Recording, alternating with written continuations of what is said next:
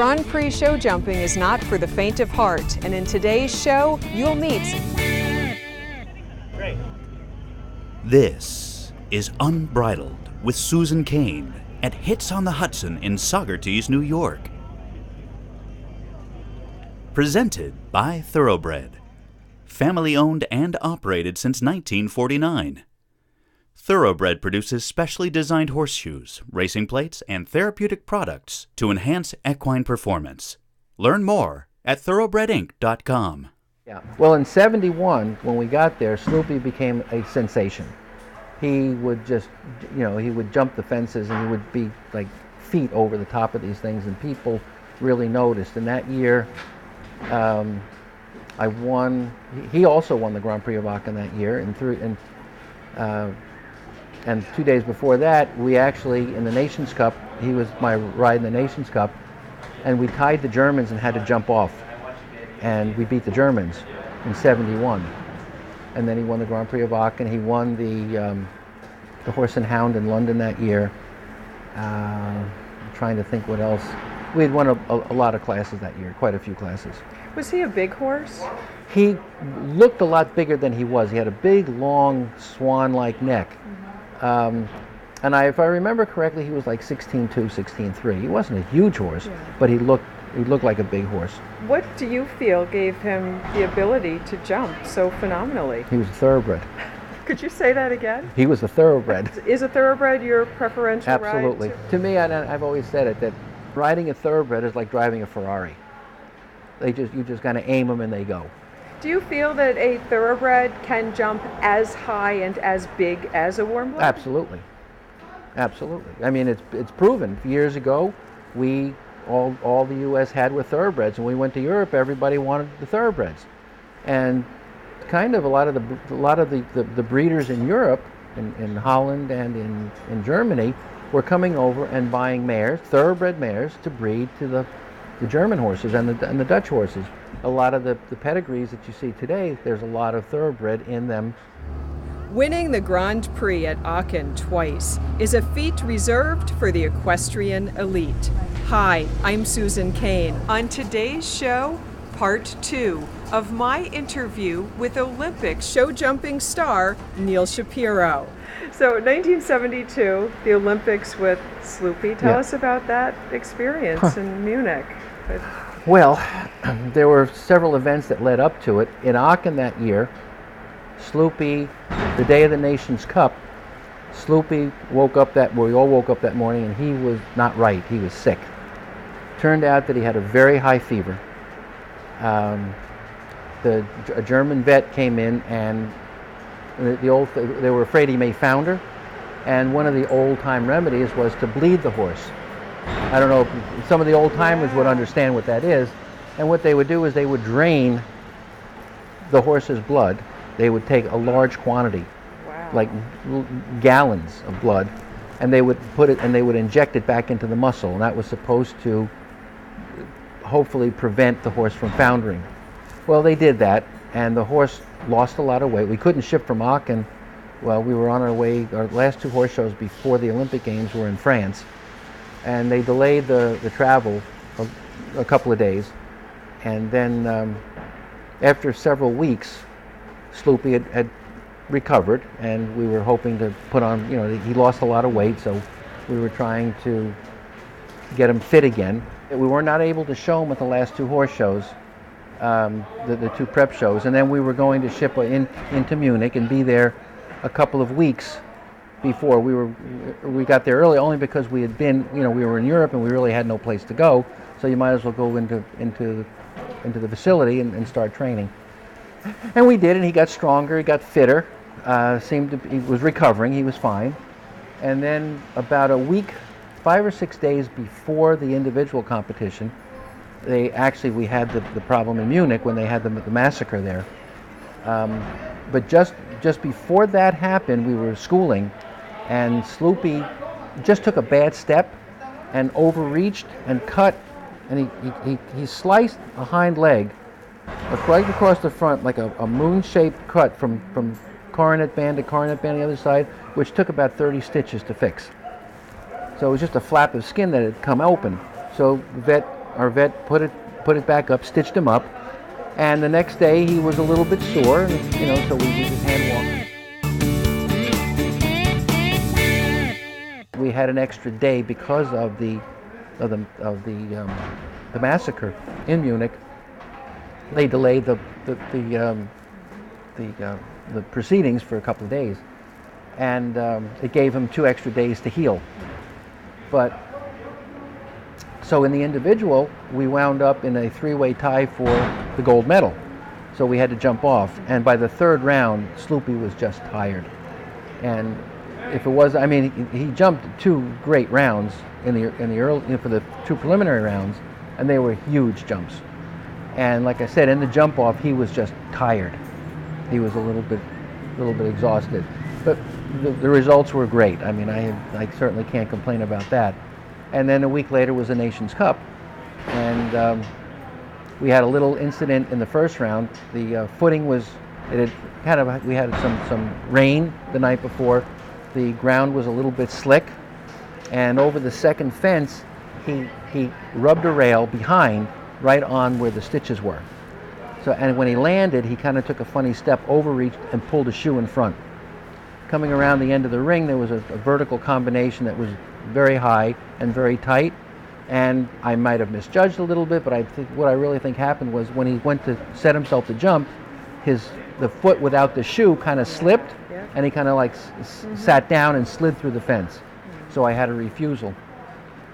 Came back around, finished the course, and actually had a fairly low score. I think he had 3/4 of a time fault with the refusal, and had the rail down that he had and the refusal. So I had 7 and 3/4 faults, or 7 1/4 faults, something like that, or 8. No, I wound up with 8 1/4 faults. In the afternoon, he came back and he jumped one of only 3 clear rounds in the entire competition, and we wound up getting beat for the gold medal by 1/4 of a fault. The Germans beat us that year. How did you encourage him, knowing that he was tired as a rider? That's your partner out there. What did you do? He's a thoroughbred. When the going gets tough, they just dig in and try a little bit harder. So since Sloopy in '72, who have been some of your other notable horses, and specifically thoroughbreds? Well, after '72, a few years later, I decided that I was tired of the show jumping world. Things were changing, and I just needed a change. So then I went to the racetrack full time. So my next notable horses were standardbreds. What was that transition like from the saddle to the cart? Well, the first time I drove, I couldn't get the horse turned. I couldn't steer this thing because it was a totally different way of approaching it. I was trying to ride them in a jog cart or a race bike, and it just didn't work. Until I figured out you just have to pull on one rein. If you want to get them turned, just pull in the direction you want to go, and they will go. How did you find that breed to work with as compared to a thoroughbred? They are probably a little bit mellower. Great breed though, an absolute fabulous breed of horse. They're strong, they're tough, they've got great personalities, and just very, very tough. They're in certain ways they're very similar to the thoroughbred, except instead of galloping, they trot or pace. Mm-hmm. And that career lasted 30 years. 30 years? Yeah. Or 30 years? Well, from the time I started till the time I retired, it was 30 years. What did you enjoy the most about it? Breaking the young horses, breaking the yearlings, and racing them. Mm-hmm. Did you miss not being on the horse? No, not at first, not at all. And did you find that you could transfer to get the feel of a horse Sometimes through your yes. hands? Yeah, sometimes yes. I think it had a lot to do of some of the things that I was able to do in the standardbred world helped me deal with temperamental fillies, Mm-hmm. mares. I had a lot of good ones, and trotters, because I think the feel that I had with them helped me a lot. And who are your favorite standardbreds over the years? Oh, I would say that my most favorite standardbred was a horse called Baum Rickles. He was a little horse, but he had a heart as big as you could want a horse to have. he would be my favorite horse. The one that really got me started, there were two. There was a horse called Dallas Lobel and a mare that I bought in a field up in Saratoga named Sunbright. Those two kind of got me started with the young horses.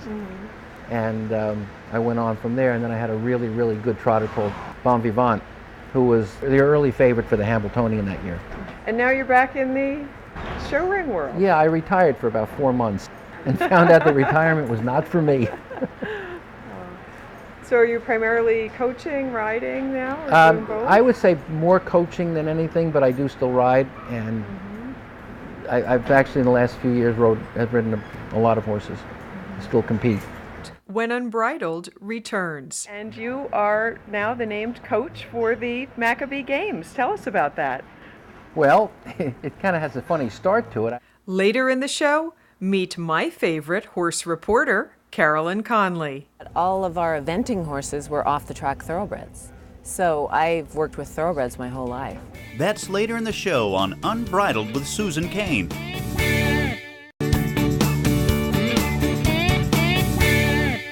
The Maccabiah Games are going to be, for the first time, they're going to have equestrian events, show jumping and dressage. And I thought, isn't this pretty cool? I'm going to find out about that. And when I spoke to Sloan, the woman that's in charge of of organizing the equestrian events, she started asking questions. I asked some questions, and we kind of got together, and she asked me what my plans were, and I said, well, maybe I could ride. And I said, but I could coach, I could ride, I could be the chef de keep, I can be any of the above. I probably would prefer to coach, but I'm still capable of riding. But I've been there and done some of these things, so maybe some of the young kids should probably do it. So what is the application process for riders? You have to join or become a member, or register with them, and let them know what you're interested in doing, and then they'll send you the applications. They'll just email them to you or send them by mail. Will there be a selection criteria for the riders? Have some sort of observation trial or a selection trial of the people that are applying, and hopefully we'll have enough response and we can choose our 4 or 5 riders to go over there. What do you think, not knowing, will be the most challenging aspect of this whole endeavor? I don't know. That's a really good question. Probably right offhand would be what horses we will be getting provided. Is there an expectation of many participants from other countries specific to equestrian? There's, what I was told was they believe that they now have six or 7 teams planning on going. Canada, Great Britain, I think Chile, Venezuela, United States, and I would imagine Israel. The Israelis are really into the equestrian sports, and they have a very good federation, I'm told, and I spoke to someone that's here at the horse show from Israel and says that there are a lot of very, very good horses in the country, and that they have horse shows every week, and they'll get up to 200 horses at their horse shows, and they're all jumpers. Of course, no episode of Unbridled would be complete without a few questions I borrowed from James Lipton at Inside the Actors Studio. If you were not doing this, what would you be doing? What would I be doing? I don't know, working in 7-Eleven or bagging groceries? I don't know. No, actually, if I wasn't doing this, I'd be flying commercially. I'd be doing charters and that, which I did. I was doing some of that, but I would be in the aviation field. So you have no fear of heights? No. I actually, what I was going to be was an airline pilot. And I got a call to would I be interested in going to the team and going to Europe, so I gave up the flying career. I was hired by Eastern Airlines. I was supposed to start flying for them that same winter. So throughout your entire career, what has been the most personally rewarding victory for you? You've had so many. The Olympic Games. I have to say the Olympic Games were. It's a once-in-a-lifetime opportunity, and so many people prepare for it, spend a lot of time and hard work, and get it, to just even get there, but to actually come home with and be a winner, winding up with 2 medals, with trying it for the first time, it was very rewarding. And is there a particular horse that tugs your heartstrings more than any other? If I had to choose in any breed, From any of them, throughout your entire career, I'd have to say that it's really hard to say, because there were so many of them that were so good. From Uncle Max, Jacks Are Better, then to Sloopy, and then to little Bomb Rickles, and the mare Sunbright, who those were just great horses in my career. And I might without them, I might not have gotten to where I got. And throughout your career, who has influenced you the most and why? Again, there have been a lot of people who have helped me, who have encouraged me, other than my parents, because they were great supporters. Bert Denemeth, Bill Steinkraus, Frank Chapeau, Kathy Kusner, all great friends and very, very helpful. Always supported what I did, always tried to give me good advice. Those were just great people, or are great people. And it's very early to ask this question, but how would you like to be remembered? How would I like to be remembered? I just want to be just a regular person, and I just don't want people to be able to say bad things about me. Exercising racehorses, you just have to get in there and do it. And it's so different from hunters and jumpers. They are so much more difficult. They pull so hard, and you have very little control ultimately. I don't care what anybody says.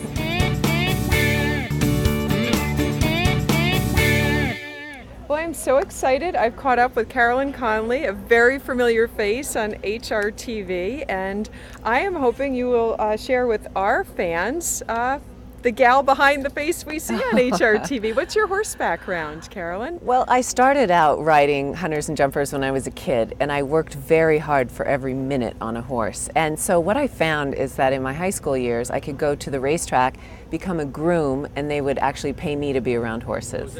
So that was the start of a long career in horses. I exercised racehorses on the track in Seattle and then moved to Southern California and galloped horses for Charlie Whittingham, Bobby Frankel, Richard Mandela, D. Wayne Lucas, and Bill Sparr. So I've had the opportunity to be around some incredible horses. Wow, those are some of the biggest names in racing. Can you give us some tidbits of horsemanship that you learned from those great horsemen?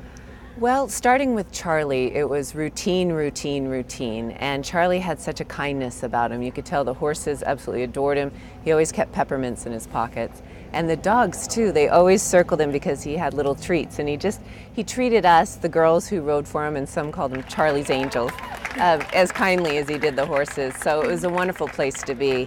Bobby Frankel had a much less organized style, but he had this almost superhuman ability to see what a horse was dealing with or needed. Richard Mandela would look in a horse's eyes and it's as though he could read his mind. You would just see this connection. Wayne Lucas, very organized, very polished. When I worked for him, I felt like I was at a horse show every single day. So. How did you make the transition from riding hunters and jumpers to exercising racehorses? I actually started on a little farm in Seattle, and they were building homes around the perimeter. There was no outside fence to this little quarter-mile training track, and we started colts. We started unbroke yearlings, and that I rode by the seat of my pants. I really did, and then I went to Long Acres and galloped horses. So, and then I went with exercising racehorses, you just have to get in there and do it. And it's so different from hunters and jumpers. They are so much more difficult. They pull so hard. And you have very little control ultimately. I don't care what anybody says. When you're out there, you don't have total control. Now, during the course of your exercise riding career, did you have a favorite horse? And if so, why is that your favorite horse? Oh, absolutely. Siphon was my all-time favorite. I galloped him for Richard Mandela, and he is still standing at stud in Brazil. He was a big Brazilian stallion, He went on to win the Santa Anita Handicap and the Hollywood Gold Cup, and played a part in Dare and Go, defeating Cigar and ending his streak. Siphon was so powerful and so mean, and I felt safer on his back than on the ground next to him, but I adored him because if you were respectful of him and asked him kindly for your bidding, then he would do it. You'd still be out of breath when you pulled up, but he would listen if you treated him with respect, and I ultimately had one of his sons, Z Fortune, as my riding horse. So. Did that affinity for thoroughbreds develop when you were at the racetrack? Absolutely, and before that, all of our eventing horses were off-the-track thoroughbreds. So I've worked with thoroughbreds my whole life. When you are commenting here in the ring, do you feel like you're riding every jump with the riders? No, because my jumping ability never achieved these kind of heights. I was a fearless eventing rider primarily, but the technicalities involved in these Grand Prix courses and the sheer scope and size of the fences just baffles me sometimes. And to watch a guy like McLean Ward, who's riding on Taurus F here in the Pfizer Million, he's so precise and so accurate. It looks like he's just popping over a tiny little fence, but here he is jumping these enormous obstacles. So I have total respect for these riders. Do you have a particular rider that you root for?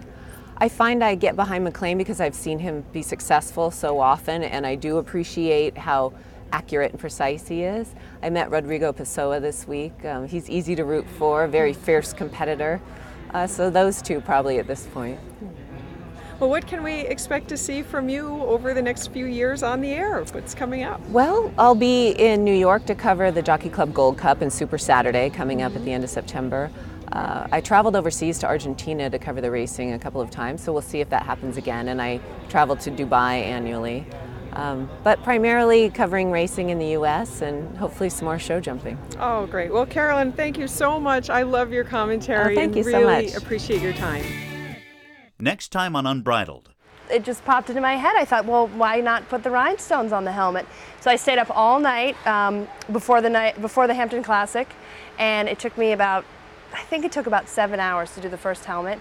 And I wore it, and everywhere I walked around, people were looking at me, and I was like, why are they staring at me? And I just had forgotten that I had, and in the sun, it just sparkles so much. So I had just got so many orders from there, and it just sort of spread from there, and it was great. And now I have great Grand Prix riders wearing them, and professionals and pony kids, and it's just something that's fun for the horse world. That's next week on Unbridled with Susan Kayne. What did you find in horses that you loved so much? There's so many things. Horses are not only they're wonderful animals to work with, but they're very forgiving, they're very kind, and what they do for us and what they teach you on a daily basis, and even now today at 38, 30 years of riding later, I still find they teach me something new every day.